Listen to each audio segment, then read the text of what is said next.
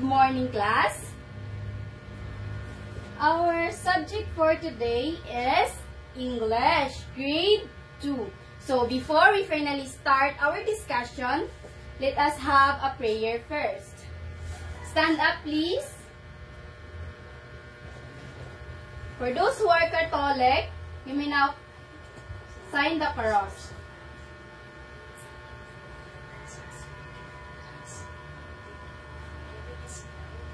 To learn something new. Clear our minds and help us focus. Guide us and trust us.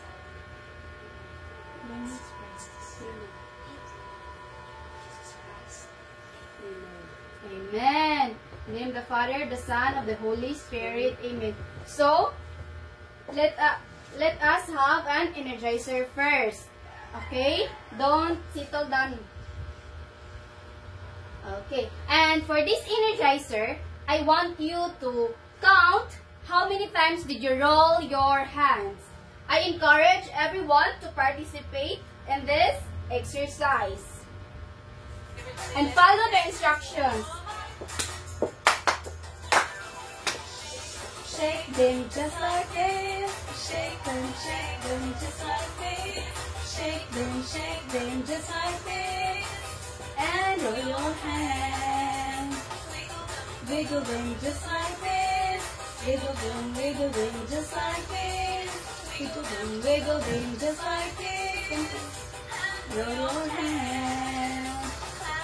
Clap them just like this. Clap them just like this. Clap them just like this. And roll your hands. Like to move. Like to do.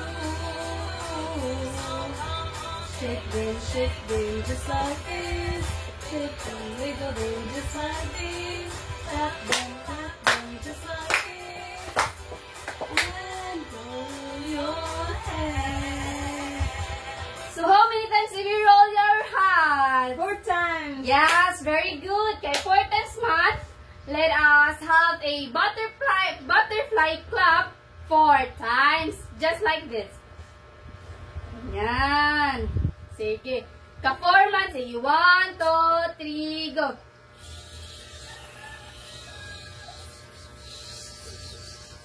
Four.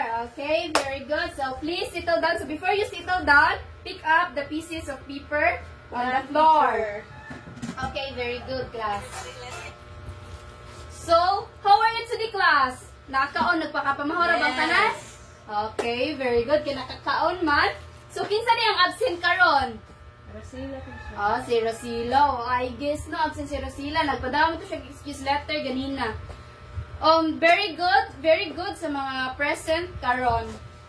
Clap yourself, class. Okay, present na mo. Okay, very good. So, sa ato ang klase karon sa English 2, we have a classroom rule. So, let us read the first rule.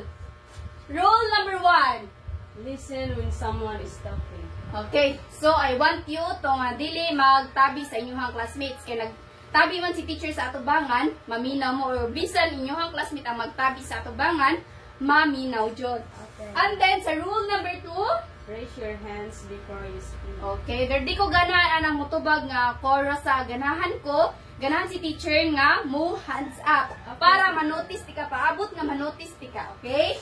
Rule number 3. Be kind and respectful to everyone. Yes, be kind no. Show kind sa usag-usa, i-respect ang usag-usa. Okay? Sa rule number 4. Keep your hands and feet to yourself. Okay, ganahan si teacher nga mag-behave ra, okay? And settle down. Dili ko ganahan mag-kuri-kuri mo dira, mag-unsa langas-langas mo dira. And the rule number 5. Always try your best and never give up. Okay, kung na may mga ideas, hands up lang jud kay willing ra jud mo dawat si teacher bisag unsa nga answer. Okay, walay sayop nga answer, class. And then last time we tackle about the noun, okay? Unsa ganito ang noun, class? Ilit, palihog, A noun A noun is a word that names a place, person, animal, and thing. Okay, thank you, Rochelle. So, last time we talked about nouns, diba? And we all know that nouns is nag-name siya sa usa ka place, sa usa ka person, sa usa ka animal, and sa usa ka thing. Okay, very good. And today, let us read this motivation. Let us read this short story. Okay, 1, 2, 3, go. Sheena went to the park with her dog, Bruno. They played under the trees. Sheena saw her friend Ria in the playground. So si Sheena, na siya iro. Ang pangan sa iyang iro, kay si Bruno. And then, niato sila og park. And then, sa playground, nakita ni Sheena si Ria dito nga iyahang friend. And then, I have a follow-up questions. Nakasabot ra mo ni class? Yes, sir, ma'am.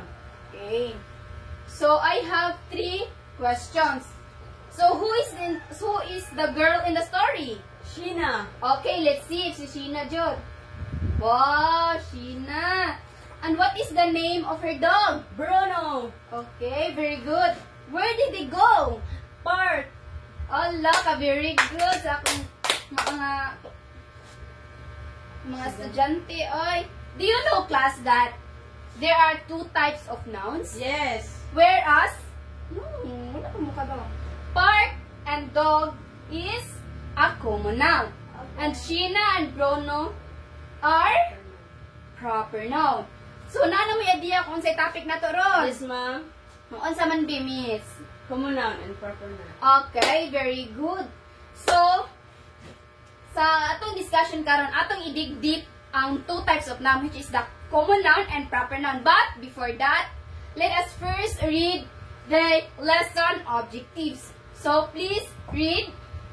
At the end of the learning duration, learners are expected to identify and differentiate common and proper nouns in simple sentence, listen to, sort and classify given pictures or words into common and proper noun, categorize through a hands-on group activity, and show cooperation and respect for group mates during the activity by listening and participating actively. So, by the end of this discussion class, you are able to identify and differentiate the common and proper noun. And you are able to sort and classify the given pictures or words into common and proper noun. And show, during the activity, i-show ang cooperation and respect sa inyong classmates and group mates. Okay, let's start the lesson, class. So there are 2 types of nouns, the common noun and the proper noun. The common noun is, please read, Miss. A common noun is a general name for a person, place, things, or animals. It does not start with a capital letter unless used at the beginning of a sentence. So, ang common noun, class, kay mao na siya ang murag title ba, or like murag broad bitaw general name nila. Ang common noun mo ng general name. Wala na siya nag-start. Ang ingon diri wala nag-start og capital letter unless kung gigamit siya sa first sentence. First sentence mo na mga capital letter na siya. So ang common noun kay mao na, di ba? Gingon ako nga general name. Mura siya bitaw og unsa na siya ang pangan sa whole ba? Unsay pangan sa whole. O mao na ang common noun. And for you to understand, there are examples sa persons. Like for example, sa persons, mother, father, teacher, doctor, policeman. Diba? At as what you can see, ang ilahang broad, ang ilahang general name, ang ilahang unsa na sila type nga person, ang inyong nakita, mao na siya ang common noun. Ari na punta sa things, na ay pencil, book, phone, shoes, and electric fan. So, diba, as you can see, nag-start siya og small letter and then ang ilahang general name jud ang naa sa common noun. Same as sa animals. The dog, the cat, the bird, the horse, the chicken. Di ba? Kinsa man naiiro dire? Ako. Oh, nakakairo bira. Imo ang iron si pangan. Kuan. Ote. Oti ang pangan. Unya sa kumunan kay dog ra jud na ang tawag nila kay Yes. pero specific kung unsa na siya nga type nga animal, unsa type nga person, thing, or unsa pa na dira place. So sa places pod na ay playground, school, shopping mall, amusement park. Ang kaning school, di ba? Tanawa, school ang pangan niya mao na ang kumunan. Ug miingon na ta og Cordova Public College, mao na ang proper noun. So nakasabot ra ba class? Yes. Ay, napadaay. Sa proper noun. A proper noun is a specific name of a person, place, thing, or animal. It always begins with a capital letter. So, di ba, unlike sa common noun, ang common noun, mao jud ang ilahang general name. Yes. Di ba? A proper noun, mao ang ilahang specific name kung unsa jud ang pangan-ana. Pangan-ana nga butang. Tara, sa ganina, di ba, mother, father, teacher, doctor, policeman, mao ang example sa common noun. Ang pangalan ni mother, si Mary. Ang pangalan ni father, si Romnick. Ang pangalan ni teacher, si Miss Leah. Ang pangalan ni doctor, si Dr. Perez. Si policeman kay si Sergeant Apa. So, mao ni ang Mary, Romnick, ang ilang pangalan, mao nang ginatawag nga proper noun. Samtang ang kaning dili jud nila pangalan, like kung i-identify ra sila nga usa ka ana, usa ka babay, usa ka mama, mauna usa ka mama, usa ka papa, usa ka maestra, usa ka doktor, usa ka policeman, mauna ang common noun. Ang proper noun kay ilaha yung pangan. Unsa may pangan sa imong mama? Michelle. Oh, Michelle, mauna siya ang Proper noun. proper noun. Ang mama, the word ang mama itself kay mauna ang common noun. Ang Michelle nga pangan niya specific, mauna ang proper noun. And then sa things, di ba ganina pencil. Ang pangalan sa pencil kay Mongol. Ang pangalan sa book kay English. Ang pangalan sa phone, Samsung. Ang pangalan sa shoes, Nike. Ang electric fan kay Hanabishi. Di ba makita ninyo nga nag-start po siya og capital letter og ang pangalan sa proper na maujud ang pangalan nga specific sa kanang butang. And then sa kadog, ang pangalan ni dog, thunder or ni ote. Cat, kitty. Ang bird, ang pangalan sa bird kay Tweety. Ang pangalan sa horse kay Pony. Ang pangalan sa chicken kay si Coco. So, maon ni siya ang mga proper nouns. Ang ilahad yung pangalan. Specific. Sa place, playground. Ang pangalan sa playground, kid zone. Ang pangalan sa school academy, learning academy. Shopping mall, ang SM Mall. Amusement park, Sky Ranch. Nakasabot class? Yes. So, gaya ko kung example inday sa place, gaya kong example sa common noun o proper noun. Kuan. Place. Bohol. Bohol, unsa man ang Bohol? Inabangga. Bohol o ginabangga, unsa ang Bohol? Proper or common? Common. Common, very good. Ang inabangga. Specific. Proper Oh. noun. Okay, very good. Hello, very good ni Inday. Uy, nakasabot siya sa akong discussion. How about sa animals, Inday? Kuan. Kanang snake. Snake. Unsay pangan sa snake? Kuan. Allen. Allen. So, ang snake, unsa ang snake? Kuan. Common. Common. Ya, ang allen, Proper noun. proper noun, which is the specific. And then sa things, ari ka sa things, unsa man? Hatag og example sa things. Kuan. Ano nang la? Sa bag, okay, very good. Sa bag. Ang pangalan sa bag kay Hope. Di ba ang bag, mauna ang common noun. Kay mauna dyan yung pangalan nila sa kadaghanan ba? Daghan sila ana. Kung maingon na kag bag, daghan sila. Pero kung maingon ka og Hope, usara na siya. Maura na siya nga brand. Mauna siya gitawag og specific or proper noun. Anya ang kaning things. Ay ang kaning places. Unsa man example manano? Manad ay very good ay kay naka ang person, wala pang person example. Person.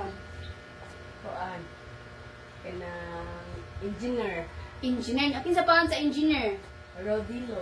Okay, very good. Ang engineer, mao kay ang engineer, mingon tag engineer daghan sila mao na ang common noun. Ang specific or proper noun mao si Rodillo. Okay, very good. Kaya nakasabot yun sa discussion, no? So, react hard if you fully understand the discussion. And react thumbs down if you don't understand or confused about the discussion. Okay, very good. So, a lot of you nga nag-sign og heart, so means nakasabot sa discussion. Kani, maghatag ko og sentence and then i-identify asa ang proper o asa ang kumuna nato. Okay. My name is Elea Allen Pongkol and I am a teacher. Asa ang proper na nato? I am Elea Allen. Okay, Elea Allen Pongkol. Kaya mo man akong pangan mo akong specific name, specific noun. And then, asa atong kumunaon? I am a teacher. Okay, very good, very good, very good, very good. Let's have a butterfly clap. Okay, nakasabot man. Okay, very good. Okay, nakasabot man. Let us have a game. Common or proper noun which is gitawag a hand clap game. Hand clap game. Clap once if it is a common noun. And clap twice if it is a proper noun. Pencil. Okay, very good. Clap once. And katarman. Okay, very good. Clap twice. How about boy? Okay, very good. Clap once. How about Miss Daisy? Okay, clap twice. Very good. Oy, kinakasabot jud. Book. Okay. Sara kay ang book ang common noun. Ang McDonald's. Okay, very good. Kaya ano man, na-proper man siya. Specific name. Okay, very and nag-start on Big letter. okay, capital letter. And then sa application part, the class will be divided into 4 groups. So, group 1, group 2, group 3, and group 4. Okay? So, wheel of task. So, I need representative sa group 1. Okay. Ipislit sila siya inday kung asa ka nga task nga mapilian nimo.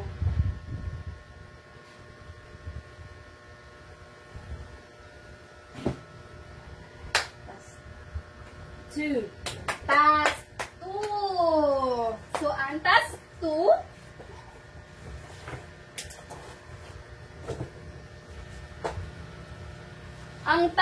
2, kay inyo haning i-arrange ang naka-jumbled letter array. Anyo yarin siya naka-jumbled ni siya class and inyo hang i-arrange. Like inyo hang siya i-puzzle ni siya ba? Inyo hang i-arrange. Oh, i-arrange. So, let's ikuan ra na kay magdungan data og game. Magdungan data og game. So, okay, ato nang i-remove ang task 2 kay nakuha na sa group 1. So, the next is group 2. I want the group 2, please. Representative of the group 2.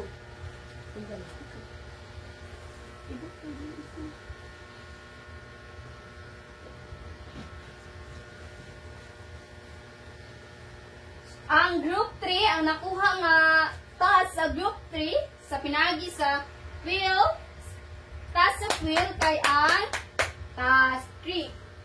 Ang task 3, kay i-identify na ako'y sentence nga gihatag diri and i-identify ani kung asa ang common noun and proper noun and then ibutang siya diri.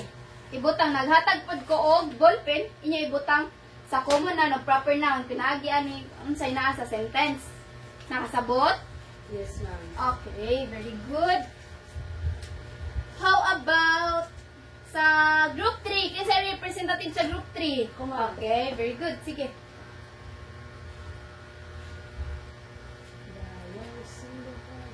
Ooh! Task 4. Sige. Unsa man yan? Task 4.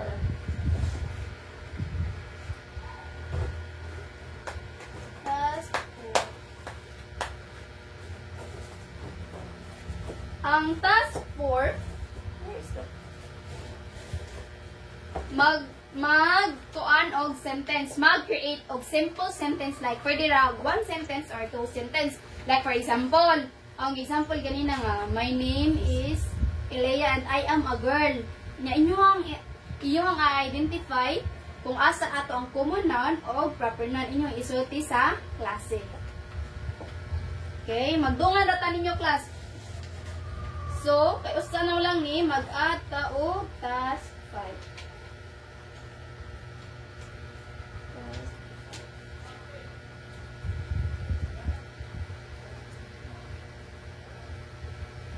Okay.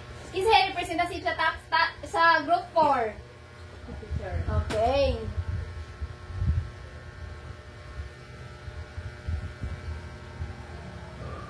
Oh, task 5.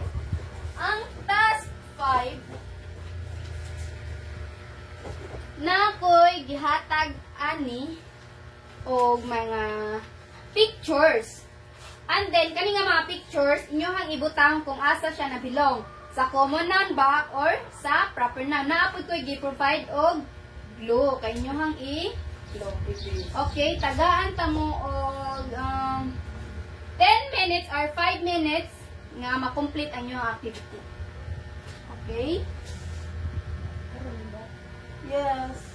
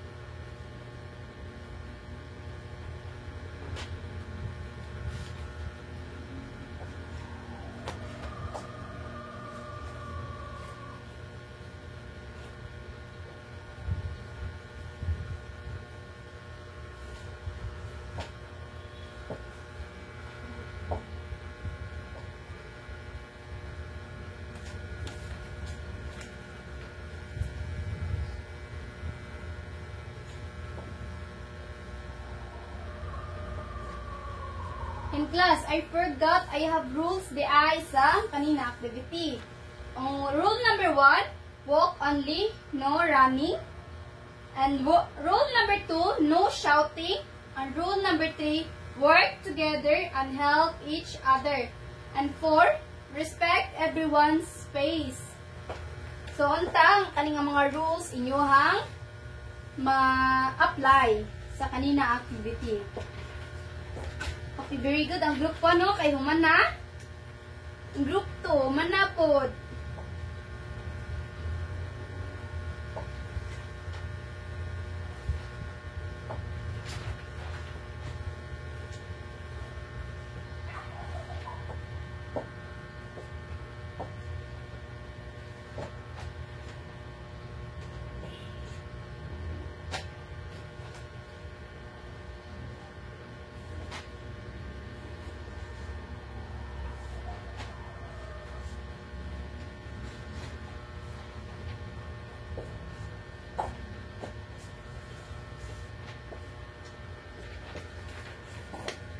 You still have 10, 50 seconds.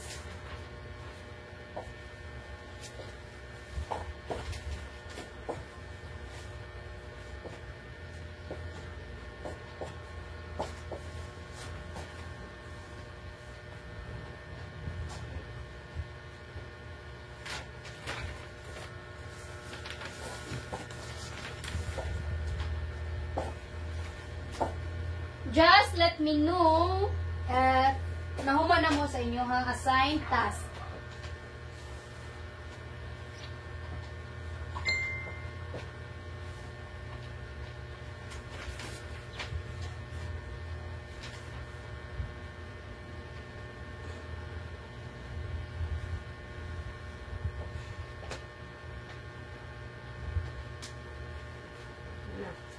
Okay, very good. So, let us first check ang inyong activity task.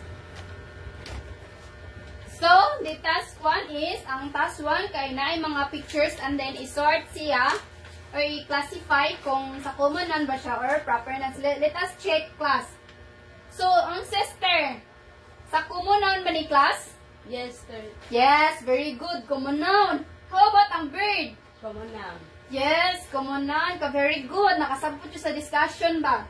Ang proper noun, Parrot. parrot ug ang girly. Okay, very good. Let us have a wonderful clap for group 1.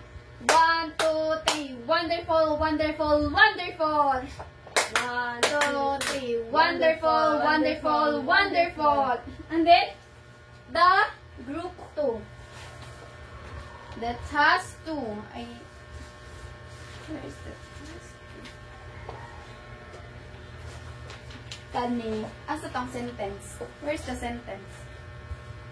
No, sentence. Okay, good. Ako ang gihatag nga task kay nako gihatag nga sentence ani, a sentence sorting ang gitawag ani nga task. My name is Maria and I am a girl. So asa man ani ang common noun? Girl. Ang common noun ang girl, very good. How about asa ang proper noun? Maria. Okay, very good. Very good. Uy. Let us also have a very good clap. 1, 2, 3. Very good, very good, very good. 1, 2, 3. Very good, very good, very good. And then the next task is this. Nagkuhan ko og cut na ko and then gi-arrange siya nga task.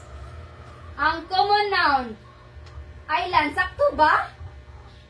Yes. Okay, very good. How about ang proper kay Kwaming? Is this correct? Yes, teacher. Okay, very good. A very good clap also. 1, 2, 3. Very good, very good, very good. And then the last one, but not the least. My name is Rochelle Apa. I'm a policeman. O, sa man ani ang proper noun? Rochelle. How about ang common noun? Palace. Okay, very good. Very good. Oy, a wonderful clap. 1, 2, 3. Wonderful, wonderful, wonderful. Okay, very good. Kaya nakasabot naman sa discussion. And then, you are able to sort and classify the task that I have given you. So, pagkuha mo og papel. Okay, mag-answer ta sa activity. So, directions. Underline the common noun and circle the proper noun. So, i-underline ang common noun and i-circle ang proper noun. I'll be giving 5 minutes para makuman mo ang answer. Done. Okay, very good. So, let us check. Okay? Number 1, asa man ani ang proper noun?